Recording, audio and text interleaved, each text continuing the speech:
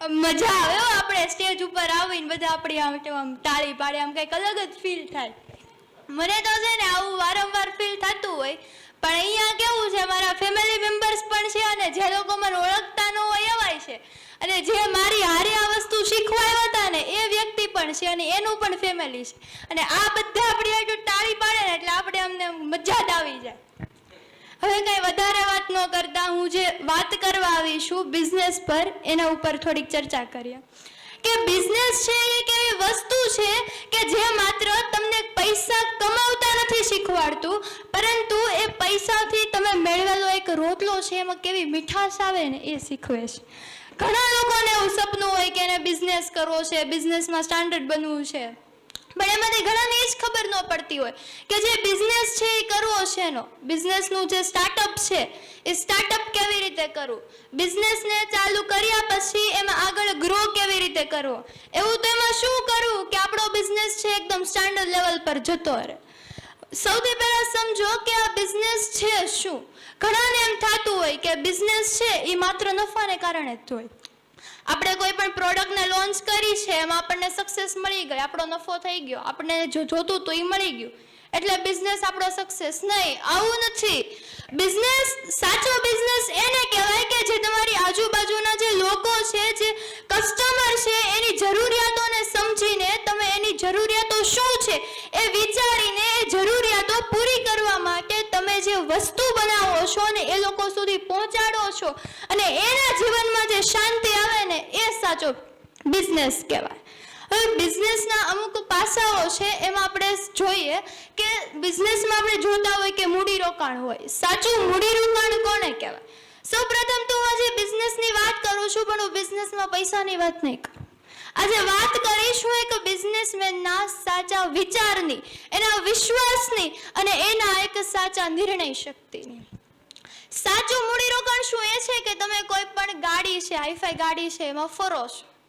શું એ છે સાચું મૂડીરોકાણ?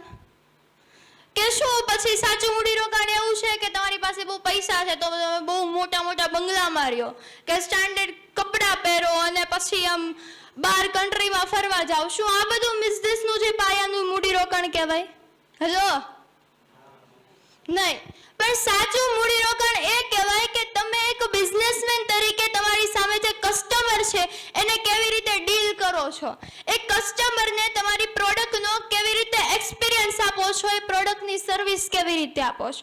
વરિયર વર્લ્ડ છે એક કંપનીની, એક મતલબ કે એવી કંપની છે કે જેણે આપણે જે કપડાં પહેરીએ છીએ એનું એક કામ કરે છે. આપણે જેટલા પણ ટી શર્ટ પહેરીએ છીએ ને બધાની પાછળ વરિયર વર્લ્ડનો એક હાથ છે.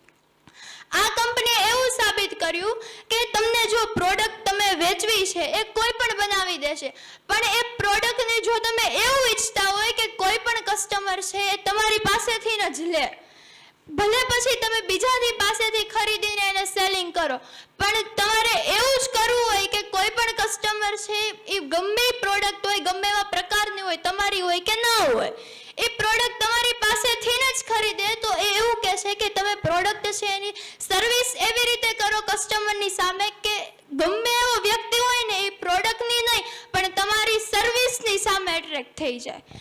એક સિમ્પલ પાણીની બોટલ જોઈએ તો આપણને 10 થી 20 રૂપિયાની મળે. એ જ પાણીની બોટલને જો તમે મોટી કોઈ પણ હોટલમાં જુઓ ને તો તમને એ જ પાણીની બોટલ 100 રૂપિયાની મળે. પાણી એનું જ હોય, પણ એ જે બોટલ છે એનું જે પ્લેસમેન્ટ હોય છે, એની સર્વિસ હોય છે એ એકદમ યુનિક રીતે કરેલી હોય છે, એટલે આપણને એ વસ્તુ ખરીદવી ગમે છે, એટલે આપણે એના ઉપર એટ્રેક્ટ થઈએ છીએ અને આપણે એને ખરીદીએ છીએ.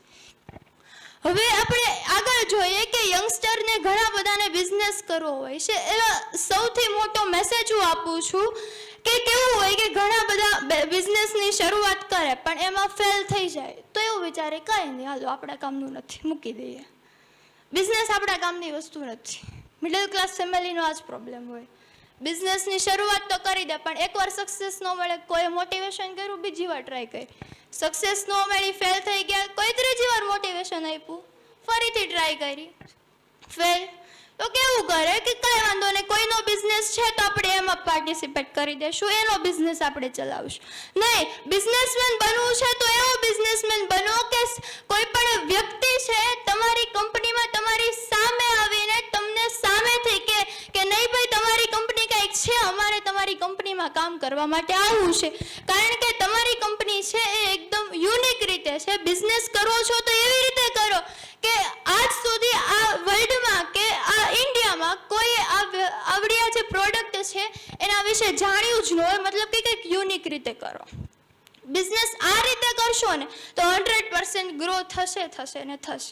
અંતમાં હું બસ એટલું જ કહેવા માંગુ છું કે બિઝનેસનું માપદંડ છે એ તમારું બેંક એકાઉન્ટ કેટલું છે, તમારું બેંક બેલેન્સ કેટલું છે એનાથી નક્કી નથી થતું, પણ તમે કસ્ટમરને કેવી ડીલ આપો છો, તમારી પ્રોડક્ટ પ્રત્યે તમે કેવી રીતે સર્વિસિંગ કરો છો, કસ્ટમરને કેવી રીતે એટ્રેક્ટ કરો છો ને એના ઉપર હોય છે.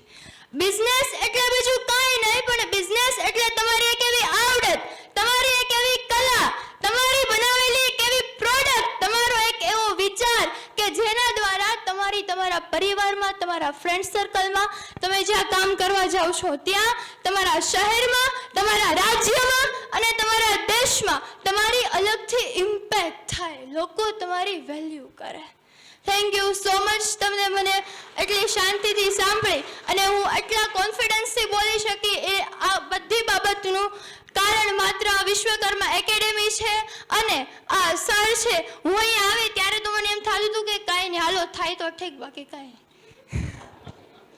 હાવ બધું નવું હતું તો પછી મેં કીધું કાંઈ નહીં, એકવાર ટ્રાય કરી લેવી. શીખવું તો હતું, મનીષ વઘાસિયાના બહુ બધા વિડીયો જોયા હતા એટલે થતું તો હતું કે આન જેવું કંઈક બનવું છે, પણ આમ અંદરથી એટલો બધો આત્મવિશ્વાસ નહોતો આવતો.